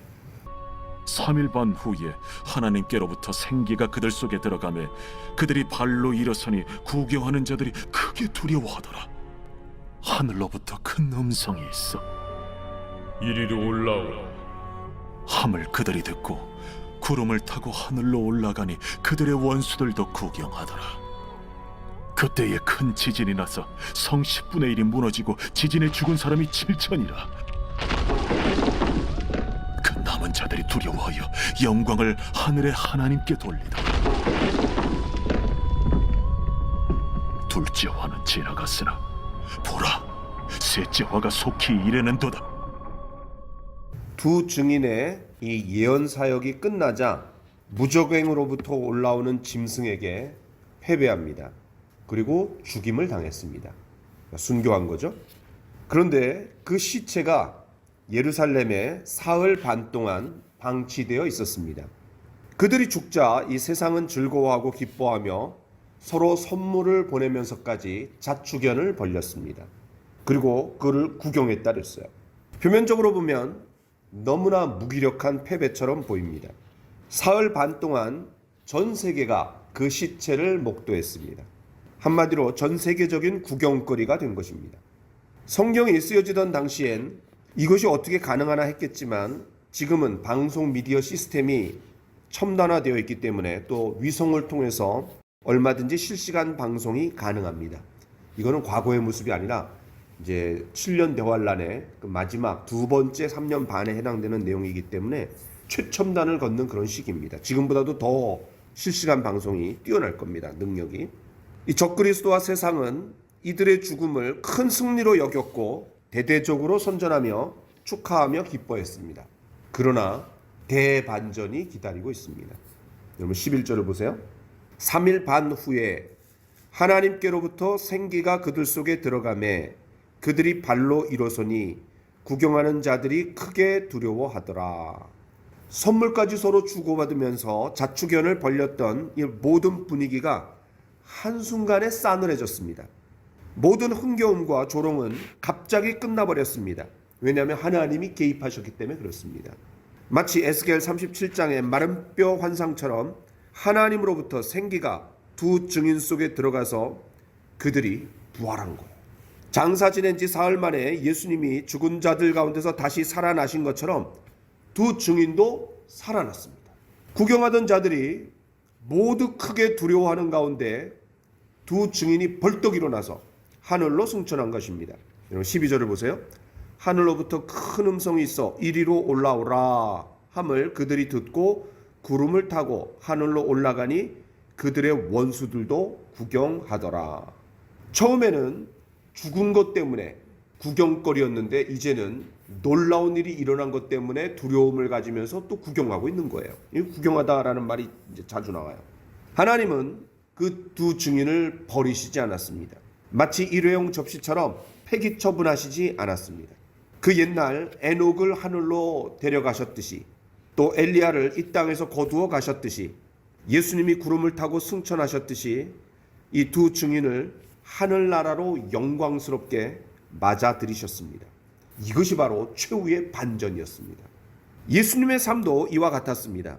복음을 전하시다가 여러 저항에 막혀 고난과 조롱과 핍박 속에 십자가에서 무기력하게 돌아가셨습니다.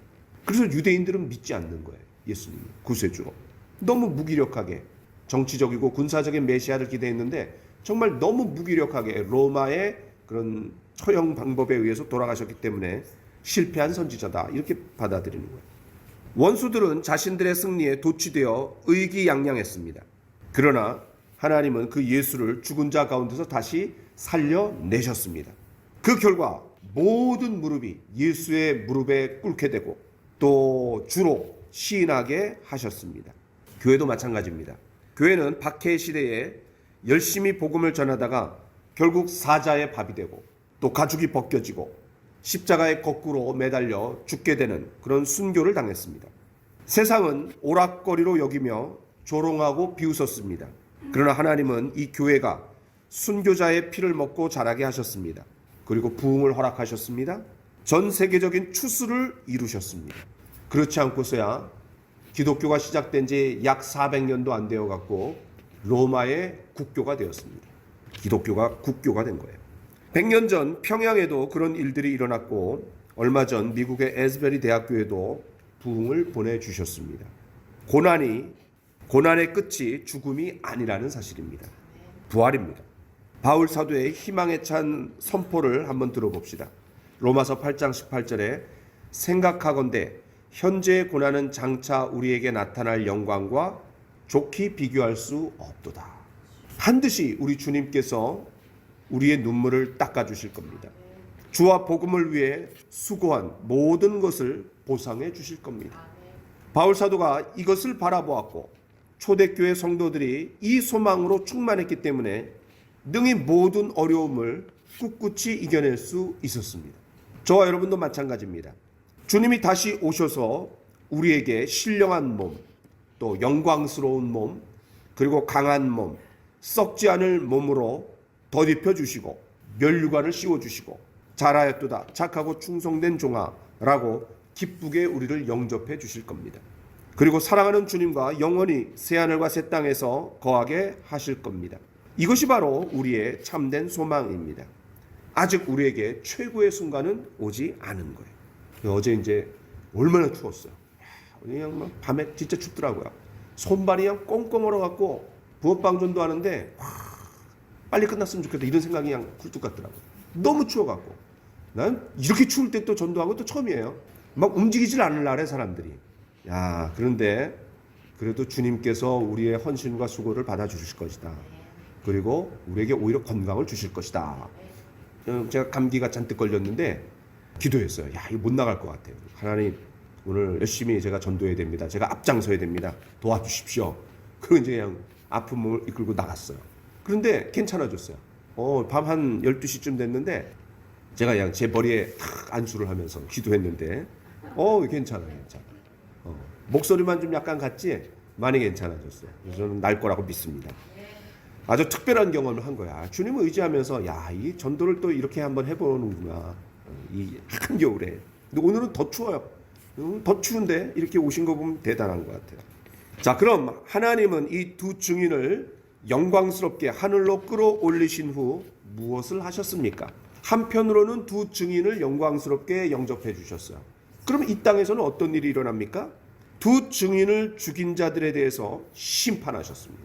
그게 13절이에요. 같이 한번 읽어봅시다. 시작. 그때에 큰 지진이 나서 성 10분의 1이 무너지고 지진에 죽은 사람이 7천이라. 하나님께서 이루시는 일들을 멍하니 넋놓고 구경하던 자들이 갑자기 지축이 흔들리면서 대지진을 맛보았습니다. 예루살렘 성 10분의 1이 무너졌습니다. 죽은 사람만 7천 명이었어요. 그들은 두려워 떨면서 아마 아비규환이 되었을 겁니다. 좀 전에는 그냥 자축연을 벌렸어요. 승리에 도취되어 갖고. 그런데 3일 반 후에 상황이 완전히 달라진 거예요. 예수님을 십자가에 못 박을 때 마귀가 얼마나 깔깔대면서 조롱하고 비웃고 승리의 자축연을 벌렸겠어요. 그런데 오래가지 못했습니다. 사흘 후에 예수님이 벌떡 일어나신 거예요. 똑같습니다. 이 모든 된 일을 보고 하나님께 그들이 영광을 돌렸습니다. 아마 그 중에 몇 사람은 구원받은 사람이 있을 수도 있죠. 그렇죠? 완전 대반전이 일어났잖아요. 여기에 두 증인의 사역의 중요성이 자리합니다. 그런 어마무시한 그런 환란이 일어났을 때 예를 들어서 7인 심판이다. 7 나팔 심판이다. 그럴 때 구원받는 사람들은 별로 없습니다. 그런데 하나님은 복음 전하는 자들의 발걸음을 통해서 믿는 자들을 구원하기를 기뻐하신 거예요. 어제 저는 그냥 부업빵 하나 주면서 기도했어요. 하나님, 이렇게 추운데 우리가 이렇게 열심히 수고하는데 오늘 이 붕어빵 먹고 저 사람들 미쳤구나. 굉장히 감동하고 마음에 울림이 있고 꼭 주님께 돌아오는 사람이 있었으면 좋겠다. 이런 마음을 가졌어요. 자, 이제 둘째 화가 지나갔습니다. 14절에 보니까 둘째 화는 지나갔으니 보라 셋째 화가 속히 이르는도다. 이 말이 왜 나왔냐면은 여러분 8장 13절을 보세요. 8장 13절에 보면은 넷째 나팔 심판이 끝나고 다섯째로 들어갈 때 그 이제 몇 번 남은 거예요? 다섯째, 여섯째, 일곱째, 3번 남은 거예요. 그때 내가 또 보고 들으니 공중에 날아가는 독수리가 큰 소리로 이르되 땅에 사는 자들에게 화가 있으리니 이는 세 천사들이 불어야 할 나팔 소리가 남아 있음이로다 하더라. 그러니까 7 나팔 심판은 두 부분으로 나눠지는 거예요. 첫 번째부터 네 번째까지. 그 다음에 다섯째부터 7번째까지 나누어지는데 앞으로 어마무시한 그런 심판이 그냥 떨어진다라는 거예요. 자, 그래서 다섯째 천사가 나팔을 불어갖고 첫째 화가 지나갔어요. 자, 9장 12절 보세요. 첫째 화는 지나갔으나 보라 아직도 이 화에 뭐가 남았어요? 화 둘이 남은 거예요. 자, 그 다음에 여섯째 나팔 심판이 끝났어요. 그러면 뭐가 끝났어요? 두 번째 화가 끝난 거예요. 그게 바로 14절이에요. 왜냐하면 여섯째 나팔 심판 후에 뭐가 이어졌냐면 두 번째 막간이 이어졌어요. 그래서 두 번째 막간이 끝났기 때문에 이제 둘째 화가 끝났으면은 몇째 화가 남은 거예요? 셋째 화가 남은 거예요. 그게 뭐예요? 바로 7 나팔 심판이에요. 자, 중요한 것은 화가 지나갈수록 인류가 회개할 기회가 어떻게 돼요? 점점 더 사라져가는 거예요. 점점 더 사라져가요. 최후의 심판이 빠르게 다가오고 있다는 사실입니다. 오늘 우리는 두 증인의 부활과 승천 그리고 하나님의 심판에 대해 살펴보았습니다. 패자처럼 보였지만 결국은 승자가 누구였냐면 두 증인이었습니다. 약점처럼 보였지만 그들은 강점을 이루었습니다. 엄두가 나지 않던 그런 장애물들이 걷어지고 오히려 승리의 발판이 되고 그리고 사람들이 주님께 돌아올 수 있는 기회가 되었습니다. 하나님이 개입하시면 이런 놀라운 일들이 일어날 수 있습니다. 여기에 우리가 소망이 있는 거예요. 일곱째 천사가 나팔을 불매 하늘의 큰 음성들이 나서 이르되 세상 나라가 우리 주와 그의 그리스도의 나라가 되어 그가 세세토록 왕노릇 하시리로. 하나님 앞에서 자기 보좌에 앉아있던 24장로가 엎드려 얼굴을 땅에 대고 하나님께 경배하여 감사하옵나니 옛적에도 계셨고 지금도 계신 주 하나님 곧 전능하신 이여 친히 큰 권능을 잡으시고 왕노릇하시도다. 이방들이 분노하며 주의 진노가 내려 죽은 자를 심판하시며 종 선지자들과 성도들과 또 작은 자든지 큰 자든지 주의 이름을 경외하는 자들에게 상 주시며 또 땅을 망하게 하는 자들을 멸망시키실 때로소이다. 이에 하늘에 있는 하나님의 성전이 열리니 성전 안에 하나님의 언약궤가 보이며 또 번개와 음성들과 우레와 지진과 큰 우박이 있더라. 요한계시록의 심장부는 심판 시리즈입니다. 6장부터 18장까지 3중의 심판이 들어가 있고, 그리고 이제 17장, 18장에서는 음료에 대한 심판, 그리고 바벨론에 대한 심판으로 이어집니다. 어쨌든 이 몸통은 심판에 대한 이야기입니다. 그런데 이 3중의 심판은 3중에 뭐를 포함하고 있냐면 막간을 또 포함하고 있습니다. 그러니까 연극에서 막과 막 사이에 막간극이 있듯이 이 3중의 심판에도 3번의 막간이 들어가 있어요. 그래서 첫 번째 막간은 이제 7장에서 우리가 봤고, 두 번째 막간은 10장과 11장에서 우리가 이미 다 살펴봤습니다. 특별히 이 두 번째 막간은 6째 나팔 심판과 7째 나팔 심판 사이에 삽입되어 있습니다. 그래서 오늘 본문에서는 이제 뭐가 등장하냐면 7번째 나팔 심판이 이제 등장하는 거예요. 여러분 이미 우리가 그 8장 13절에서 보았듯이 공중에 날아가는 독수리가 큰 소리로 땅에 사는 자들에게 3번 화가 있으리로다 라고 하면서 4번째 나팔 심판 이후에 5, 6, 7은 굉장히 이거는 센 심판이다 라는 것을 예고를 했어요. 근데 그 마지막 화가 바로 오늘 본문의 내용입니다. 그러니까 7째 나팔 심판은 곧 3번째 화에 대한 내용이라는 거예요. 자, 이미 자세히 살펴본 것처럼 5째 나팔 심판과 6째 나팔 심판은 정말이지 무시무시한 심판이었습니다.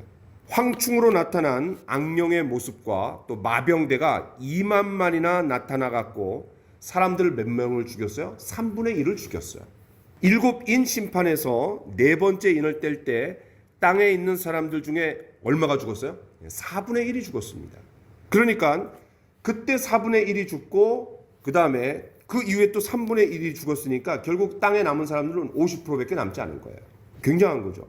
아직 7 대접 심판이 남아 있는데 50%가 죽었어요. 그러면 마지막 7 대접 심판에서 어마무시한 사람들이 죽게 되는 거예요.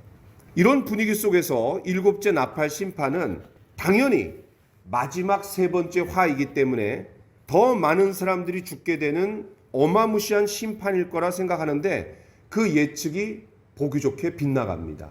왜냐하면 우리가 읽었던 것처럼 심판이 아니라 오히려 뭐가 나와요? 찬양이 나옵니다. 찬양이 나와요. 여러분 15절을 보세요. 7째 천사가 나팔을 불매 하늘의 큰 음성들이, 그러니까 이 찬양의 주체예요. 하늘의 큰 음성들이 나서 이르되 세상 나라가 우리 주와 그의 그리스도의 나라가 되어 그가 세세토록 왕노릇 하시리로다. 그러니까 심판이 아니라 마지막 종말의 때에 일어날 3가지 현상을 이 찬양을 통해서 담아내고 있는 거예요. 자, 세상 나라가 우리 주와 그의 그리스도의 나라가 된다. 이게 첫 번째예요. 이거는 이 세상 나라가 모두 주님의 나라가 될 것을 소망하는 찬양입니다. 지금까지는 세상 나라와 주님 나라 사이에 엄청난 갈등이 있었습니다. 그런데 이제 마침내 그것이 끝나게 된다는 거예요. 사탄, 적그리스도, 미혹의 선지자 및 그들을 따르던 이 세상 나라가 더 이상 존재하지 않게 될 거라는 거예요. 그 대신에 우리 주와 그의 그리스도의 나라가 되어서 그분이 왕노릇 하신다라는 것을 선포하고 있습니다. 마침내 하나님의 나라가 성취되는 때이죠. 하나님의 백성들도 더 이상 고통당하지 않고 주님과 함께 왕노릇 하게 될 겁니다. 예수 그리스도께서 그의 피로 우리를 죄에서 해방하시고 그 아버지 하나님을 향하여 나라와 제사장과 왕으로 삼으신 사실이 이제 마침내 실현되는 때가 온다라는 거예요. 자, 이제 두 번째 찬양을 보겠습니다. 이거는 첫 번째는 하늘에 큰 음성들이 났다라고 했는데 구체적으로 누가 그렇게 찬양했는지는 알 수가 없어요. 아마 천사들이겠죠. 자, 두 번째 이 찬송은 24장로들의 찬양입니다. 하나님 보좌가 있고 네 생물들이 둘러싸고 있고 그 다음에 그거를 24장로들이 둘러싸고 있다. 이미 우리가 4장과 5장에서 보았습니다. 자, 24장로들의 찬양인데 그들이 엎드려서 얼굴을 땅에 대고 하나님께 이렇게 경배했습니다. 17절을 한번 봅시다. 감사하옵나니 옛적에도 계셨고 지금도 계신 주 하나님 곧 전능하신 이여 친히 큰 권능을 잡으시고 왕노릇 하시도다. 이 찬양은 전능하신 하나님이 장차 모든 악의 세력들을 잡아 무저갱에 가두실 것을 전망하고 있습니다. 이게 무슨 말이냐면 20장으로 여러분 가보세요. 20장. 미래에 일어날 일을 이제 선포하는 거예요. 20장 1절부터 3절까지 같이 한번 읽어봅시다. 시작. 또 내가 봄에 천사가 무저갱의 열쇠와 큰 쇠사슬을 그의 손에 가지고 하늘로부터 내려와서 용을 잡으니 곧 옛 뱀이요 마귀요 사탄이라 잡아서 1000년 동안 결박하여 무저갱에 던져 넣어 잠그고 그 위에 인봉하여 1000년이 차도록 다시는 만국을 미혹하지 못하게 하였는데 그 후에는 반드시 잠깐 노일이라. 이거 무슨 말이냐면 7년 대환란이 끝나고 이제 주님이 공중 재림하신 주님께서 지상으로 재림하십니다. 그때 아마겟돈 전쟁이 일어났는데 그때 이제 이스라엘이 대패해요. 그래서 이스라엘이 성령께서 주시는 그런 책망의 음성을 듣고 민족적으로 회개합니다. 그래서 이제 주님이 지상 재림하셔서 그냥 싹 이제 이 문제를 해결해 주세요. 그때 어떻게 하냐면 이 마귀들을 적그리스도들을 무저갱에다가 집어넣는 거예요. 1000년 동안 집어넣어요. 그럼 1000년 동안 이 땅에는 악이 없어요. 그럼 어떤 세상이에요? 이게 천년왕국이에요. 근데 여기 끝에 뭐라 그랬냐면 그 후에는 반드시 잠깐 노일이라. 왜 노이냐? 이제 최후의 심판이 그때 있는 거예요. 백보자 심판. 그래서 잠깐 노일 때 이제 걔네들이 기어 나와 갖고 이제 심판을 받아 갖고 지옥으로 떨어지는 게 이제 끝이에요. 이제 이런 흐름을 이해하시겠죠? 자, 그렇습니다. 하나님만이 진정한 왕이시기 때문에 마귀를 결박해서 무저갱에 쳐 넣으실 거예요. 그리고 하늘에서 큰 음성들이 찬양했던 것처럼 24장로들도 뭐라고 공통적으로 찬양하냐면 왕노릇 하시도다. 왕노릇 하시도다. 이어서 24장로들의 찬양이 또 나옵니다. 그것이 이제 18절입니다. 다시 이제 여러분 11장 18절로 돌아오셔서 이방들이 분노하며 주의 진노가 내려 죽은 자를 심판하시며 종, 선지자들과 성도들과 또 작은 자든지 큰 자든지 주의 이름을 경외하는 자들에게 상 주시며 또 땅을 망하게 하는 자들을 멸망시키실 때로소이다. 자, 여기서 보면 중요한 게 때라는 단어입니다. 때. 그럼 어느 때죠? 세 가지가 이루어지는 때입니다. 첫 번째는 하나님이 심판하시는 때라는 거예요. 이방인들은 자신들의 죄성에서 나온 인간적이고 마귀적인 분노를 막 표출했습니다. 발악을 하는 거죠. 특히 하나님을 대적하고 하나님의 백성을 박해하며 죽인 그런 분노에 대해서 하나님의 공의로운 진노가 그들에게 쏟아부어지는 거예요. 바로 그 진노를 나타나실 때가 왔다라고 선포하는 거예요. 두 번째는 어떤 때이냐면 하나님이 보상하시는 때입니다. 하나님은 당신의 종 선지자들과 또 성도들과 또 작은 자든지 큰 자든지 주의 이름을 경외하는 자들에게 상을 주신다라는 거예요. 여기에 세 종류의 사람들이 나옵니다. 하나님의 말씀을 풀어준 하나님의 종 선지자들. 두 번째는 세상과 구별된 삶을 영위한 성도들. 세 번째는 작은 자든지 큰 자든지 상관없이 주의 이름을 경외하는 모든 자들에게 상을 주신다라고 말하고 있습니다. 아마 틀림없이 5가지의 면류관을 주시지 않을까 생각이 됩니다. 자, 마지막으로 어떤 때냐? 하나님이 멸망시키시는 때라는 거예요. 그럼 누구를 멸망시킵니까? 자, 여기 보니까 또 땅을 망하게 하는 자들이다. 땅을 망하게 하는 자들이에요. 그러면 이 땅을 망하게 하는 자들이 누굽니까? 이제 성경을 쭉 보면 타락한 바벨론이 나옵니다. 그래서 이제 18장에 바벨론의 이제 심판을 받게 되는데, 그들은 세상을 통치하는 왕들 10명과 어울려서 세상을 도덕적으로 더럽혔기 때문입니다. 그러나 하나님의 때가 되면 결국 그들도 멸망하게 된다는 거예요. 자, 우리는 지금까지 7째 나팔 심판에서 하나님이 한편으로는 당신의 나라를 세우시고 또 한편으로는 심판하신 것을 보았습니다. 흐름상 이게 7째 나팔 심판에 더 큰 어마무시한 심판이 떨어질 것 같았는데 그게 아니라 오히려 찬양이 울려 퍼지면서 인류 종말에 3가지 현상이 나타날 것을 미리 내다보고 있는 거예요. 첫 번째가 뭐였어요? 세상 나라가 모두 주님의 나라가 되는 겁니다. 두 번째는 주님을 반대하고 또 그리스도인들을 박해하던 자들을 심판하신다라는 거예요. 그리고 세 번째는 그 그리스도인들을 하나님께서 보상해 주시는 일이 앞으로 남아있다라는 것을 예언하고 있어요. 결국 이런 모든 일들은 최후의 심판 때 이루어질 것입니다. 또 우리가 그토록 간절히 바라며 기도한 나라가 임하옵시며 라고 주기도문에 우리가 기도하는데 그것이 성취되는 때입니다. 이런 일들을 위해서 하나님께서 어떻게 하시는 거예요? 친히 임하실 것이라는 거예요. 그것을 가시적으로 보여주는 표현이 뭡니까? 그게 바로 19절입니다. 19절 다시 한번 읽어봅시다. 시작. 이에 하늘에 있는 하나님의 성전이 열리니 성전 안에 하나님의 언약궤가 보이며 또 번개와 음성들과 우레와 지진과 큰 우박이 있더라. 그러니까 11장을 시작하면서 요한은 이 땅에 있는 하나님의 성전을 측량하라고 명을 받았어요. 그런데 11장 마지막에서도 뭐로 마무리가 되고 있어요? 성전으로 마무리가 되고 있어요. 그런데 이 성전은 땅의 성전이 아니라 하늘에 있는 성전입니다. 그곳에 하나님의 임재의 상징인 뭐가 보여요? 언약궤가 보이는 거예요. 또 번개와 음성들과 우레와 지진과 큰 우박은 하나님이 임재하실 때 수반되는 보조 현상들이었어요. 그러니까 이런 모든 3가지 현상들이 일어날 때 결국은 어떻게 되는 거예요? 하나님이 임재하실 때 그런 일들이 일어난다는 거예요. 그리고 미래에 일어날 일들을 보여주면서 완성될 성전의 모습을 쫙 그냥 환상을 통해서 보여주는 거예요. 결국 언약궤가 보이고 번개와 음성들과 우레와 지진과 큰 우박들이 있다라는 것은 하나님이 이 땅 가운데 임재하신다라는 것을 말합니다. 요한이 이런 하늘 성전에 대한 환상을 보면서 얼마나 격려가 되었겠어요. 여전히 악은 성행하고 있고 또 7년 대환란 가운데 적그리스도도 있고 그 배후에 또 용 마귀가 있단 말이에요. 그런데 그런 모든 것들이 다 깡그리 해소되는 그런 때가 있다라는 것을 보면서 얼마나 격려가 됐겠어요. 오늘 우리는 7째 나팔 심판이 심판이 아니라 찬양이라는 것을 보았습니다. 그 찬양은 성경 전체가 기다려왔던 하나님 나라의 최종 완성 모습을 노래하고 있습니다.